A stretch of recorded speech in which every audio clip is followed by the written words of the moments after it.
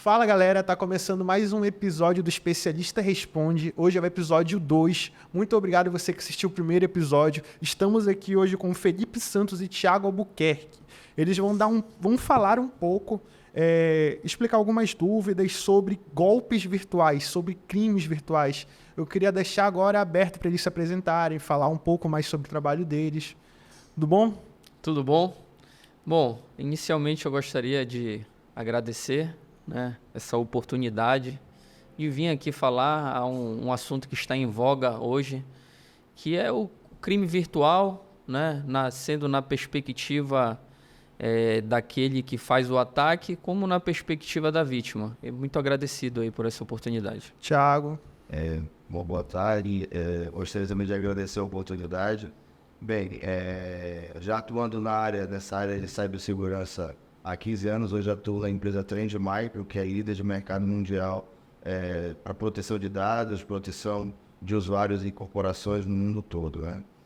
Então, estamos aqui também para falar um pouquinho, para poder contribuir um pouquinho da nossa experiência de mercado, o que a gente observa no mercado ao longo aí desses anos. Bastante, né? A gente pode frisar aqui, interessante, que a gente tá sujeito, todo mundo está sujeito a sofrer esse tipo de golpes, seja empresas, pessoas físicas, pessoas jurídicas, entendeu? Então é muito bom para que todo mundo tenha acesso às informações, é por isso que a gente trouxe vocês aqui hoje. Então, puderem responder nossas dúvidas, perguntas, até se a produção tiver algum tipo de dúvida, algum tipo de pergunta aí, tá liberado para fazer para a gente, tá? A gente pode começar perguntando para o senhor, doutor, explicar um pouco sobre o que são os golpes virtuais, os crimes virtuais. Bom, os crimes de natureza virtual, como o seu próprio nome já diz, eles são realizados em meios tecnológicos, onde aquele infrator da lei ele se utiliza das brechas, das dificuldades, até mesmo da falta de conhecimento daquela vítima que é o usuário daquela tecnologia. Perfeito. A gente estava conversando aqui no off e eu estava falando para vocês, Tava falando, cara, essa questão dos crimes virtuais, eles acontecem também, como eu perguntei, acontece ao LX, Marketplace, Facebook, e no que os crimes virtuais se encaixam? Por exemplo, vocês estavam falando que isso se passa mais por estelionatário, crimes virtuais são outras coisas.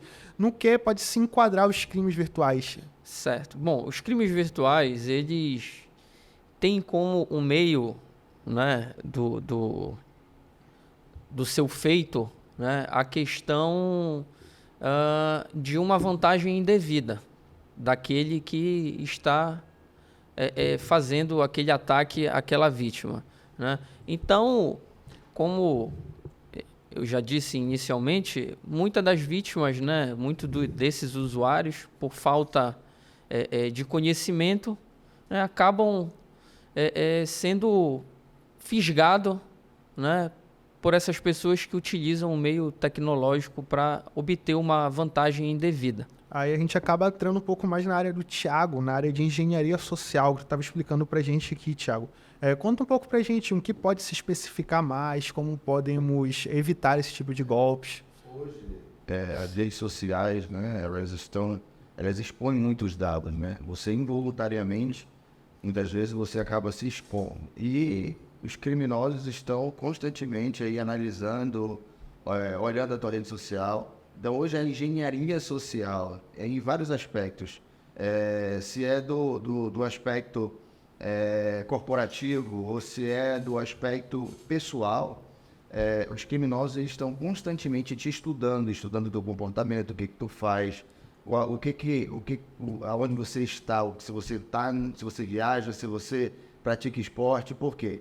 Quando ele tem com você como alvo, ele tenta te trazer para dentro do que a gente chama de um crime dentro da engenharia social, muitas vezes você recebe um SMS aonde você ganha uma promoção, aonde você ganha um sorteio, e que ele sugere a clicar no link, e esse link lhe leva para um outro ambiente e que acaba criptografando ali teus dados, ou que captura a tua senha, e quando você lê, você está numa situação onde alguém capturou os teus dados, se está se passando por você e acaba cometendo crimes aí de uma forma bem expressiva, né? Você bem, como é que fala? Bem didático agora, né, com a galera da internet, com o pessoal.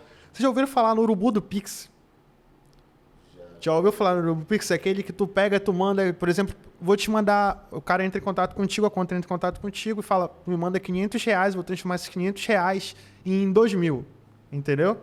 Aí é um projeto e tudo mais. Inclusive, o que acontece, que é uma das experiências que eu tive, é que não são só de contas fakes que isso acontece, né? Mas, por exemplo, o pessoal pega, invade um Instagram, hackeia um Instagram e começa a postar de lá, olha, gente, eu entrei numa ação que mudou a minha vida, tá entendendo? Por exemplo, eu peguei, depositei R$200 no Pix e me voltou 300, tá entendendo? Então, tá bem sofisticado, né? Porque, inclusive, eu já vi vídeos das pessoas pegando, como elas têm acesso ao Instagram da pessoa, né? Elas têm acesso a vídeos, fotos e fazendo montagens, tá entendendo? Com vídeo das pessoas falando, tá entendendo? E isso eu já vi muitas vezes acontecendo, por isso que eu acho que o Instagram hoje em dia ele tem verificações de etapas, né? Sim. Então, de 2 etapas até 3, que inclusive é e-mail, celular, etc. Então, a engenharia social ajuda nisso? É nessa situação? Com toda certeza. Primeiro ponto que a gente geralmente, nós da área de segurança, geralmente aconselhamos não se exponha tanto assim. Perfeito. Fale o necessário, mostre o necessário, né? E existem alguns conselhos, né, mínimos para que você não caia nesses golpes. Um é o que eles chamam de fator em 2 etapas. Então, ter políticas de senha que você possa estar trocando de formas periódicas, fazer uma dupla autenticação no seu dispositivo, porque caso alguém... Inclusive, eu tive um conhecido que eu estava falando com ele, em 15 minutos depois eu recebi uma mensagem dele, entre aspas, me questionando, falando algumas coisas meio assim, sem sentido do que eu tinha acabado de falar, e me pedindo dinheiro, dizendo que precisava de um dinheiro, que é aquele famoso golpe do mecânico. Não sei se vocês, acho que todo mundo aqui já deve ter, se não conhece, já passou, né? E não sabe que é o golpe do mecânico. Chega aquela mensagem, oi meu amigo, tudo bem? Não fala assim. Ele é tão interessante. Porra. Que ele, quando ele captura os teus dados, principalmente no WhatsApp. O WhatsApp, se você salva ele na nuvem, se ele captura os teus dados, ele baixa todas as tuas conversas. Então, ele pode te estudar, ele pode estudar a forma que tu escreve, como tu falas, como você se expressa com as pessoas. E em cima disso, ele pode ir na pessoa que tem teu contato e gerar ali uma conversa, te pedir uns valores. Porque o famoso algoritmo, né? Porque ele precisa daquele valor ali para tentar te subtrair. E você acaba caindo no golpe, mandando, confiando que aquela pessoa, quando na realidade é uma outra pessoa diferente, que está só subtraindo teu dinheiro. Isso se enquadra no sequestro de informações. Eu queria que o senhor explicasse, doutor, um pouco sobre o sequestro de informações. Como é que funciona na área das redes sociais, que a gente que é mais jovem, né, que está mais enquadrado nisso, que a gente passa por isso todos os dias, né? A gente tem o WhatsApp, Facebook, Instagram, e lá a gente deposita muitos dados importantes. Inclusive hoje, o WhatsApp tem uma função de pode mandar Pix por lá.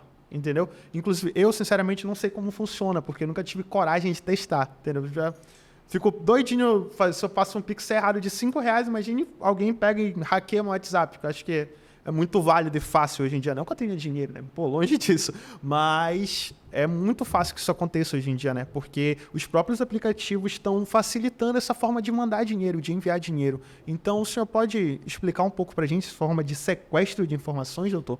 Na maioria das vezes, o que ocorre, infelizmente, é que o próprio usuário, né, daquela tecnologia, ele dá, digamos assim, essa brecha, né, para aquele malfeitor, né, para que ele tenha acesso ali aos seus dados, né, vamos dizer assim, no que diz respeito às redes sociais, tá? Quando a gente fala do sequestro de informação de megas corporações, né, de empresas, de pessoas jurídicas, aí a gente já tem né, Thiago? Um crime mais sofisticado. Já tem algo, né, mais assim, utilizando, aí o Thiago pode colocar melhor. O que é interessante nisso é porque são dois perfis diferentes, né? Nós temos os crimes pessoais, né? Que é o crime contra, vamos colocar aqui, contra um CPF. uma Perfeito. pessoa, Uhum. certo? E nós temos os crimes contra os CNPJs, né? Que ali são crimes muitas vezes muito mais modernos, com um pouco mais de sofisticação, estudo. Só para você ter uma ideia, Inclusive a questão de segurança, né? Que muda completamente de uma pessoa, de um Instagram, para uma empresa que é mega milionária, rica, né? o que aconteceu? Nós observamos aí nos últimos anos que houve uma crescente muito grande dos ataques a corporações. Por quê? Isso daí tem uma explicação. Nós passamos por um processo de pandemia, como todo mundo Perfeito. Uhum. sabe. Naquele momento da pandemia, todas as empresas elas precisavam ter uma forma de se adaptar a um novo modelo de trabalho. As empresas não podiam parar. Então foi um famoso vai para casa. Então, aonde muitas pessoas saíram do ambiente de trabalho, lá do escritório, e foram para casa. Só que as empresas não estavam tecnologicamente preparadas para isso. Então, quando ela ia para casa, ela usava o seu computador, ela usava a sua internet, que não tinha a menor proteção, e atacantes, sabendo disso, começaram a se abrir portas de entrada para as empresas. Por quê? Porque elas começavam a acessar de forma totalmente desprotegida grandes corporações através de VPNs que não tinham uma proteção adequada, e o atacante conseguia penetrar na empresa e assim criptografar dados, criptografar sistemas, bancos de dados, enfim. E acabava tendo sucesso em suas ações. Só para vocês terem uma ideia, o Brasil hoje, se eu for falar em números globais, hoje o Brasil, ele em termos de tempo de ataque, por exemplo, você tem um atacante que ele quer te atacar, ele quer atacar a tua empresa. Ele não te ataca no primeiro dia. Então o atacante, a primeira etapa é entrar na tua empresa. A partir do momento que ele consegue ter esse acesso à tua empresa, ele passa a estudar a sua empresa. Então, para você ter uma ideia, hoje a média que um atacante no Brasil, ele se mantém na tua empresa até o teu ataque é de 360 dias. Quase um ano. Quase um ano. Então ele fica estudando o teu ambiente por bastante tempo. Porque a gente fala de ambientes corporativos que às vezes são complexos. Então ele passa a estudar o teu ambiente durante aquele período e assim ele parte para um ataque. Então, e para você ter uma ideia, globalmente, se a gente traz isso com média global, são 200 dias. Então o Brasil, ele acaba estando muito vulnerável a esse tipo de ataque, a esse tipo de ação desses criminosos. E é importante esclarecer também, né, Thiago, que hoje o Brasil é o país que mais recebe ataque de hackers do mundo inteiro. Me confirma se eu É estiver. verdade. Houve uma crescente de mais de 500% no período da pandemia nos ataques no Brasil. Você tem... E uma outra curiosidade também, né, é que, por uma questão até de ética, eu não vou adentrar e falar o nome da empresa, mas a gente teve nesse ano uma empresa brasileira, né, forte do mercado de roupas, que recebeu um ataque, né, teve os seus dados sequestrados. A proposta para a devolução dos dados que estavam criptografados estavam na casa de 10 milhões de reais. E se a empresa não fizesse, né, esse pagamento, aqueles dados ali seriam apagados ou não mais seriam descriptografados, né? E isso acarretaria no fechamento da empresa, né? Então vamos uma análise assim bem profunda do que está chegando hoje, né? A tecnologia, né? A necessidade daquele empresário, seja um médio ou grande empresário, né, de contar com uma equipe técnica, né, que possa dar esse suporte para prevenir, né, algo que pode até mesmo levar ao cabo da sua empresa. Perfeito. E como é que essas empresas hoje em dia podem estar fazendo essa proteção de dados? De que forma? Como é que elas podem entrar em contato com pessoas que podem estar protegendo esses dados tão importantes para elas hoje em dia? Isso é uma pergunta muito importante. Hoje nós já há no mercado diversas tecnologias que vão... hoje, assim, se for falar em segurança, nada é 100% seguro. Não adianta a gente dizer assim também, desenvolve alguma tecnologia que você vai ficar 100% seguro.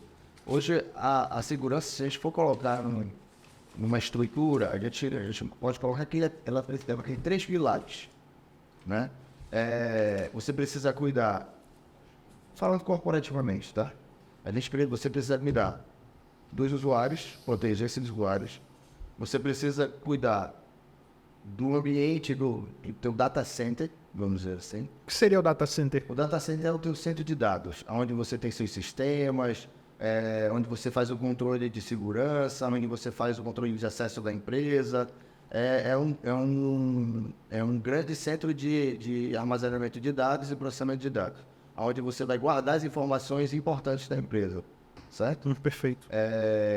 E você também precisa proteger o teu ambiente de infraestrutura de rede. Então, esse tripé, ele precisa criar camadas, você precisa criar camadas de segurança para que você possa elevar o que a gente chama hoje de nível de segurança.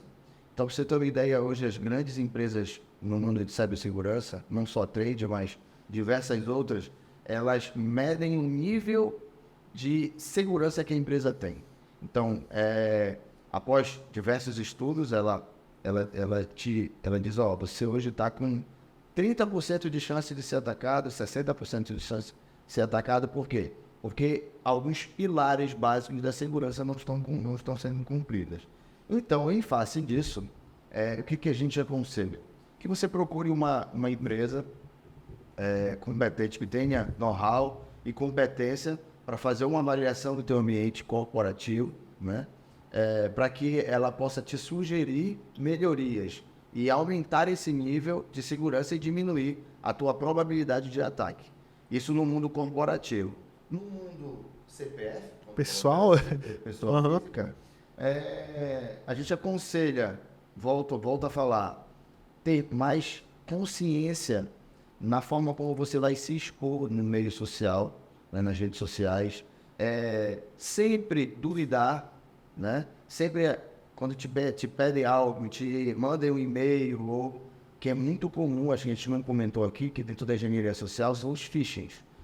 Phishings são e-mails que você recebe e ali naquele e-mail tem um link para você clicar, que vai direcionar para algum lugar, que vai... muitas vezes o atacante é um meio que ele consegue penetrar no ambiente, então você clicando naquele link, ele abre uma porta de entrada no teu ambiente. Então é importante que as pessoas tenham essa consciência, receber um SMS do seu banco. O banco não manda SMS. Começar a sempre se questionar. Será que isso é verdade? Não é melhor eu fazer um duplo checking aqui, um double checking aqui, para ter a certeza de que isso é real? Ou então, se alguém me mandar, me pedir, me solicitar, você recebe de um melhor amigo seu pedindo dinheiro. Pega o telefone e vou ligar para ele, vou falar com ele, vou saber se realmente é ele que está... Inclusive, quem costuma cair muito é pai e mãe nessas situações. As pessoas mais velhas, né? Que tem mais idosos. Esse idoso que cai nesses crimes, ele é muito alto. Perfeito. E no off, a gente estava conversando aqui sobre o NCMEC, né, doutor? Você pode explicar um pouco para a gente o que é essa situação? Posso sim. Bom, o NCMEC é um Centro Nacional de Crianças Desaparecidas e Exploradas e foi criado lá em meados de 1984 pelo Congresso americano. O objetivo, né, dessa agência não governamental é de dar suporte, né, às nações, a priori a nação que daria suporte era a nação americana, em casos que ocorressem crimes contra crianças vulneráveis, né? E dentro desse ambiente que foi criado, com a chegada da tecnologia e as plataformas virtuais, Facebook, Twitter, Instagram, Google e etc., eles passaram a cumprir um papel fundamental dentro disso, né? Em busca, né, de encontrar essas pessoas que faziam essas explorações em relação a menor, né, a crianças. Então, hoje, como acontece na prática, né? Eu vou falar aqui a partir de um trabalho meu que está em andamento, Perfeito. certo? O Google, se engane aquele que acha que aqueles dados ali eles não estão sofrendo ou não estão sendo recebendo uma devida importância ou que ninguém está vendo. Eu estou aqui no meu celular, somente eu estou utilizando, estou protegido, a minha privacidade está sendo protegida. Se engane você, amigo, que acha isso, né? Hoje, se você tiver dentro do celular material pornográfico, esteja certo que existe um algoritmo que está coletando essas informações, tá? E que, inclusive, esse algoritmo ele consegue compreender se aquela informação tem no banco de dados da Google. Ou seja, se não existir no banco de dados da Google, isso é um sinal que você provavelmente está produzindo conteúdo pornográfico infantil, né? E o Google o que faz? O Google encaminha um relatório para esse Centro Nacional de Crianças Exploradas, né, que é o NCMEC, e essa agência não governamental americana ela é responsável, né, por tratar diretamente com as nações. No caso do Brasil, hoje é a Polícia Federal. Então, esse relatório é enviado para a Polícia Federal, que, a partir daí, né, vai abrir um inquérito, né, para se iniciar as investigações. A gente falou um pouco também sobre alguns projetos de lei que estão sendo baseados em cima disso que o senhor falou. Queria que o senhor falasse os projetos de lei que estão sendo criados. O senhor citou aqui que são 2. Sim, é o que eu trouxe aqui de interessante, que eu acredito que é importante, né, a sociedade até começar a discutir. É importante porque, às vezes, a discussão ela se mantém na Casa Legislativa pelos aqueles que nos representam, mas os nossos representantes eles precisam ouvir a sociedade, né? E hoje existe um projeto de lei, só pegar aqui o número dele para que os telespectadores eles possam Até pesquisar sobre depois, pesquisar. Né? Eu não anotei aqui, eu anotei apenas do sequestro de dados que a gente vai tratar depois. Mas existe hoje um projeto de lei em que quer dar à polícia judiciária e ao Ministério Público, né, para que eles tenham acesso aos nossos dados, para que eles adentrem na nossa privacidade sem uma determinação judicial. Né? Quando ocorrer crime, isso não é feito hoje. Em nome da fake news. Ah, perfeito. Em nome da fake news. Vejamos o que ocorreu ontem. No dia de ontem, a gente teve a primeira dama que teve, né, sua conta hackeada e a partir dali lançaram algumas fake news, alguns crimes contra a honra, etc. E a Polícia Federal já cumpriu alguns mandados de busca e apreensão, né? E dentro desses mandados tem também a quebra telemática, a quebra de dados, etc. O que o projeto de lei quer trazer? O projeto de lei ele quer dispensar, né, uma decisão judicial para que seja quebrado, né, para que se adentre na sua intimidade, na sua privacidade, em nome, né, da que muito fala hoje em dia, que são as fake news, etc. Então, vejamos, se... Em nome da lei, né, no caso. Em nome da lei também, né, que, a priori, eu olho com muita ressalva, né? Realmente é muito, talvez, porque, assim... por exemplo, tem aquela questão, né, cara, o que é fake news e o que é que não é? Exatamente. Tá entendendo? Quem é que vai decidir? Quem é que tá decidindo isso hoje em dia? Perfeito. Obviamente, né, tem algumas coisas que são absurdas. Chegam a ser assim, cara, isso não é possível, isso não é real. De onde tu viu isso? Do Zap. Pô, beleza. Mas tem aquelas situações, pô, isso aqui pode ser verdade, isso aqui pode não ser, entendeu? Então, é bem complicado, muito complicado, é delicado, porque podem estar tirando o que a gente trabalha, né? Que é a verificação dos fatos, tá entendendo? Então, deixando decidir o que é verdade e o que não é, tá entendendo? Eu costumo dizer que para o combate às fake news, você precisa checar a fonte. Sim. Fazer uma dupla verificação se aquela informação é real, de onde ela está vindo, né? Então, isso também é importante para você ter mais embasamento e tomar das suas planejos de decisão de entender que isso aquilo ali é verdade ou não. Na prática, né, o que ocorre hoje, né, já tem algumas reiteradas decisões do Superior Tribunal de Justiça que trata o seguinte: a Polícia Federal ou a Polícia Judiciária, né, a Polícia Civil, o delegado de polícia ou até mesmo o representante do Ministério Público, né, o promotor de justiça, ele pode solicitar, né, aquele detentor daqueles dados o congelamento deles. Né? Então, ele pode solicitar, por exemplo, ao Facebook... Se encaixa na parte... Isso, já ia falar, isso cai no bloqueio das contas no Twitter, né?